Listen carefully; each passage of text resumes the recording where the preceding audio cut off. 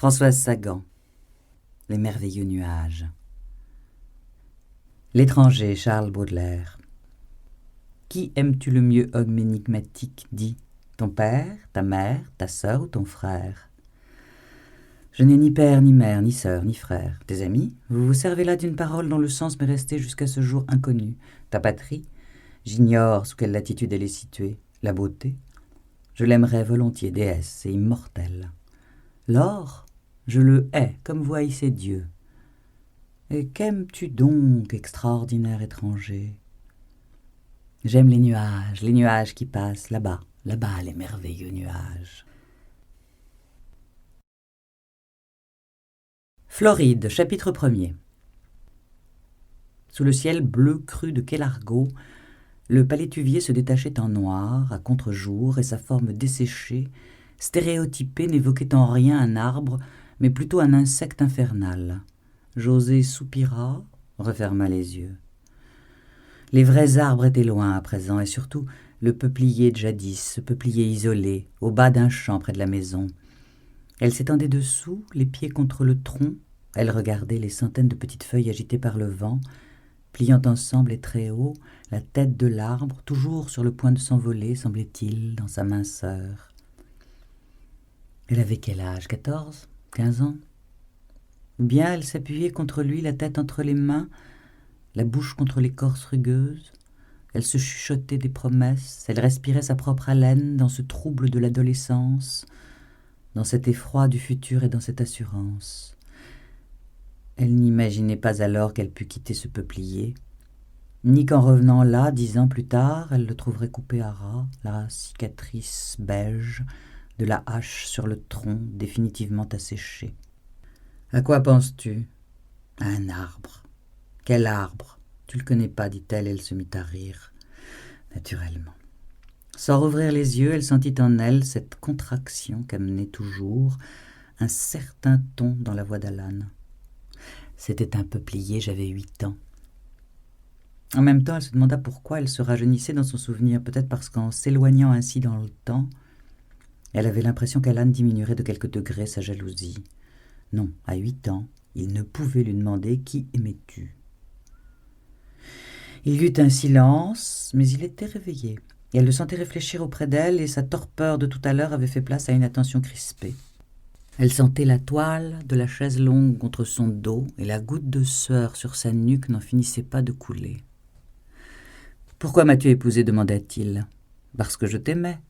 Et maintenant, je t'aime encore. Pourquoi ?» C'était le début. Ces 3 phrases étaient comme les 3 coups au théâtre, une sorte de convention qu'il finissait par observer tacitement avant qu'il ne se mette à se déchirer lui-même. « Alan, gémit-elle, pas maintenant. Pourquoi m'as-tu aimé ? Je te prenais pour un Américain bien tranquille, je te l'ai dit 100 fois, je te trouvais beau. Et maintenant, je te prends pour un Américain pas tranquille et tu es toujours beau. L'Américain plein de complexes, hein, ma maman, trop de dollars, oui, j'ai épousé une image, c'est ce que tu veux que je te dise ? Je veux que tu m'aimes, je t'aime, non. Que les autres reviennent, pensa-t-elle, qu'ils reviennent vite. On n'a pas idée de pécher par une chaleur pareille. Il boira un peu trop, il conduira trop vite, il dormira comme un plomb, il dormira contre moi en m'écrasant. Je l'aimerai encore un peu, pendant 1 heure peut-être, dans son abandon. Demain matin, il me racontera les rêves atroces qu'il aura faits. Son imagination est prodigieuse. Elle se redressa et regarda le ponton blanc, aucune silhouette en vue. Elle retomba dans son fauteuil. « Ils ne sont pas encore là, dit la voix sardonique. Dommage, tu t'ennuies, non ?» Elle tourna la tête vers lui, il la fixait. Il avait vraiment l'air d'un jeune héros de western. Les yeux clairs, la peau tannée, l'air franc, la simplicité même, apparemment. Alan, oui, elle l'avait aimé. Et elle l'aimait toujours un peu quand elle le regardait vraiment. Mais de plus en plus, elle détournait les yeux. « Alors, on continue ? Ça t'amuse ? Quel effet ça t'a fait quand je t'ai demandé de m'épouser ? Ça m'a fait plaisir. C'est tout ? J'ai eu l'impression d'être sauvée. J'étais fatiguée, tu le sais bien. Fatiguée par qui ? Par l'Europe. Qui en Europe ?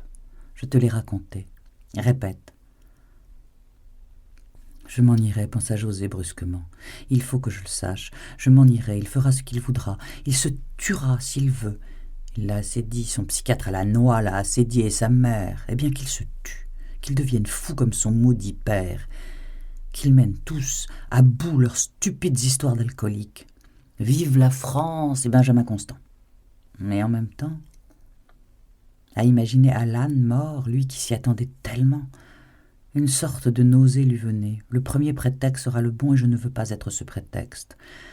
C'est du chantage, dit-elle. Eh oui, je sais à quoi tu penses. Je ne peux pas t'estimer tant que tu exerces ce genre de chantage sur moi, dit-elle faiblement. Que veux-tu que ça me fasse ? Rien, en effet. Il se moquait bien de son estime. D'ailleurs, elle s'estimait trop peu elle-même pour que cela devienne contagieux. Elle se contentait d'un rôle de garde-fou, à 27 ans. Il y avait encore 3 ans, elle était à Paris, elle vivait seule ou avec qui lui plaisait. Elle respirait. À présent, elle transpirait dans ce décor de carton-pâte près d'un jeune époux névrosé qui ne savait pas lui-même ce qu'il attendait d'elle. Elle se mit à rire. Il se redressa, les yeux plissés. Il n'aimait pas qu'elle rie dans ces moments-là, bien qu'il eût parfois un assez grand sens de l'humour. Ne rit pas ainsi. Mais elle continua, doucement, avec une sorte de tendresse. Elle pensait à son appartement de Paris, aux rues, la nuit, aux années folles. Alan se leva. « Tu n'as pas soif ? Tu vas prendre un coup de soleil, mon chéri. Veux-tu que j'aille te chercher une orange pressée ?» Il s'agenouillait près d'elle, il posait la tête sur son bras, il la regardait. C'était sa seconde arme. Quand elle échappait à sa jalousie, il devenait tendre. Elle dessina de la main le visage régulier, la bouche ferme, les yeux allongés, se demanda une fois de plus ce qui rendait inutile toute la virilité tranquille de ce visage. « Va plutôt me chercher un Bacardi, dit-elle. » Il sourit. Il aimait boire, et il aimait qu'elle boive avec lui. On l'avait mise en garde contre ça aussi. Mais bien qu'elle n'aimât pas spécialement l'alcool, elle avait par moments envie de s'enivrer jusqu'à la fin de ses jours. « Alors, 2 Bacardi, dit-il. » Il lui baisa la main. Une Américaine à cheveux blancs et short fleuris leur jeta un regard attendri. Mais José ne lui sourit pas, elle regardait partir Alan de sa belle démarche d'homme gâté par la vie, et comme chaque fois qu'il s'éloignait, une sorte de tristesse l'envahit. « Je ne l'aime pourtant plus, murmura-t-elle. Et elle replia son bras devant son visage, vivement, comme si le soleil même pouvait lui infliger un démenti. Quand les autres revinrent, ils les trouvèrent allongés dans le sable, la tête de José sur l'épaule d'Alan et parlant de littérature avec passion. Quelques verres traînaient près d'eux et Brandon Kinnell les désigna du regard à sa femme. Ève Kinnell était intelligente et laide, les deux sans agressivité. Elle aimait bien José et comme Brandon redoutait Alan. D'ailleurs, les Kinnell s'entendaient sur tout, partageaient tout, sauf, bien sûr, le sentiment désespéré et secret que Brandon vouait à José. « Quelle journée, dit Ève. 3 heures en mer pour un malheureux barracuda. » « Pourquoi parcourir les mers, dit Alan. Le bonheur est sur la plage. » Il embrassa les cheveux de José, elle leva les yeux, vit le regard de Brandon sur les verres vides et l'envoya mentalement au diable. Elle avait passé une heure douce, très gaie, le paysage était superbe, Alan brillant et détendu. Qu'importait que quelques Bacardi y aient contribué. Elle posa la main sur la jambe dorée de son mari. « Le bonheur est sur la plage, répéta-t-elle. Brandon détourna les yeux. « Je l'ai blessé, pensa-t-elle. Au fond, il doit m'aimer, c'est drôle, je n'y pensais pas. » Elle lui tendit la main. « Aidez-moi à me lever, Brandon, le soleil m'a étourdi. » Elle avait appuyé sur le soleil. Il lui tendit la main. Bien des gens s'étaient demandé pourquoi Brandon Kinnell, qui ressemblait à un boucanier distrait, avait épousé Ève, qui ressemblait à une fourmi. Il y avait 2 raisons, elle était intelligente et il était timide. Il releva donc José, qui trébucha et se retint à lui. « Et moi, Ève, j'ai mis Alan. Vous allez me laisser tout seul sur la plage toute la nuit? Vous voyez bien que je suis aussi ivre que José, car nous sommes ivres, ne vous a-t-elle pas dit que nous étions heureux ?» Il restait dans le sable, il les contemplait avec un petit sourire. José lâcha le bras de Brandon, puis le reprit, fermement. « Si tu ne peux pas boire 2 verres, c'est ton affaire. Moi je suis sobre, et de plus j'ai faim, je vais dîner avec Brandon. » Elle fit demi-tour, oubliant Ève. Pour la première fois depuis 1 an, elle pensait qu'il y avait d'autres hommes qu'Alan sur la terre. Il est trop maladroit, pensa-t-elle tout haut, il gâche tout. Vous devriez le quitter, dit Brandon. Ce serait une loque, enfin, je veux dire, c'est une loque déjà, je sais, mais il est séduisant, c'est ça. Elle ouvrit la bouche pour protester puis haussa les épaules. C'est peut-être ça, en effet. Il se dirigeait vers le restaurant à petits pas. Brandon sentait la main de José sur son bras. Il se demandait s'il ne devrait pas le retirer avant le restaurant, tant il le tenait gauchement, paralysé par une sorte de crampe. « Je n'aime pas que vous buviez, dit-il. » Il parlait trop fort, avec trop d'autorité. Il s'en rendait compte, José releva la tête. « La mère d'Alan non plus n'aime pas qu'il boive, et moi non plus. Mais vous, qu'est-ce que ça peut vous faire ?» Il dégagea son bras avec un soulagement résigné. Pour une fois qu'il pouvait parler seul 2 minutes avec elle, il fallait qu'il la vexe. « Ça ne me regarde pas. » Elle tourna la tête vers lui. Il marchait les bras ballants, il avait un visage honnête, rassurant. Elle avait cru épouser un homme comme lui. Elle lui sourit. « Vous avez raison, Brandon, excusez-moi, mais vous parlez toujours santé. C'est pas un raisonnement européen. Voyez-vous, je vis avec Alan. Je ne peux pas me dire il faut le quitter comme il faut me faire enlever l'appendicite. Pourtant il le faut, José, si vous avez besoin de moi un jour. Je sais. Merci, vous êtes très bon, Ève et vous. Pas seulement Ève et moi, mais moi tout seul. » Il était écarlate, José ne répondit pas. À Paris, elle avait bien aimé jouer pourtant avec certains hommes. « J'ai vieilli, » pensa-t-elle. Le restaurant était plein, sur la plage, loin derrière eux, les silhouettes d'Alan et d'Ève les suivaient lentement. À nouveau, ils étaient seuls chez eux. Le bungalow était constitué de 3 pièces fort longues en bambou clair, décorées de masques nègres, d'objets de paille et de harpons. Bref, de tout ce qui correspondait aux notions exotiques de la mère d'Alan. De ce dernier, bien qu'il y eût habité seul fort longtemps, il n'y avait rien. Les disques, les livres, il les avait apportés ensemble de New York. Elle n'avait jamais connu d'homme que son passé intéressât si peu.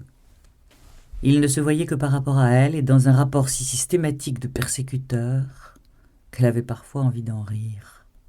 En fait, il poussait si loin la stylisation de leur relation et si loin la désaffection de lui-même que le vertige la prenait parfois comme devant certaines mauvaises pièces de théâtre ou devant certains films prétentieux. Mauvaises pièces, mauvais films, mais dont l'auteur ambitieux était son mari, et elle ne pouvait s'empêcher de gémir avec lui devant son inévitable échec.